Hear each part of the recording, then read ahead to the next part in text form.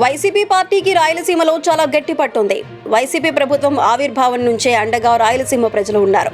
2014 ఎన్నికల్లో సైతం రాయలసీమలో వైసీపీ పార్టీకి చాలా మెరుగైన ఫలితాలు కూడా వచ్చాయి. అయితే కోస్తాంధ్ర, ఉత్తరాంధ్ర జిల్లాల్లో ఆశించిన స్థాయిలో ఫలితాలు రాలేకపోయాయి. కానీ 2019లో మాత్రం దాదాపు అన్ని ప్రాంతాల్లో వైసీపీ పార్టీ ఒక ప్రభంజనాన్ని సృష్టించింది. రాయలసీమలో అయితే 52 నియోజకవర్గాలకు 49 స్థానాలను గెలిచి ఒక రికార్డును సృష్టించాయి. అయితే ఈసారి రాయలసీమలో ఎన్నికల పరిస్థితి మారిందంటూ వస్తున్న వార్తలకు ఇటీవల రాయలసీమలోని సిద్ధం సభ సక్సెస్ తో అన్ని రూమర్లకు సైతం చెక్ పెట్టేశారు వైసీపీ పార్టీ. అయితే వీటన్నింటికీ మించి ఇటీవలే రాయలసీమలో నిర్వహించిన సిద్ధం సభతో ఒక్కసారిగా ఇలాంటి వార్తలను పటాపంచలు చేశాయని పలువురు విశ్లేషకులు అభిప్రాయంగా తెలుపుతున్నారు. అయితే అక్కడికి వచ్చిన లక్షలాది మంది జనాలను చూసి అటు సోషల్ మీడియాలో సైతం రాప్తాడు సభ భారీ ట్రెండింగ్ అయింది.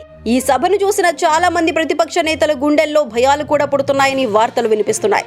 ముఖ్యంగా ఏపీ సీఎం సిద్ధం సభలో చేస్తున్నటువంటి ప్రసంగాలు సైతం వైసీపీ శ్రేణులను విశేషంగా ఆకట్టుకుంటున్నాయి. కేవలం మంచి జరిగితేనే తనకు ఓటు వేయాలంటూ కూడా పిలుపునిచ్చారు. ఆంధ్రప్రదేశ్లో తమ గ్రాఫ్ తగ్గలేదని, రాయలసీమలో కూడా తగ్గలేదని, ప్రజలు వైసీపీ పార్టీకి ఓటు వేసేందుకు సిద్ధంగా ఉన్నారనే సంకేతాలు కూడా కనిపిస్తున్నాయి.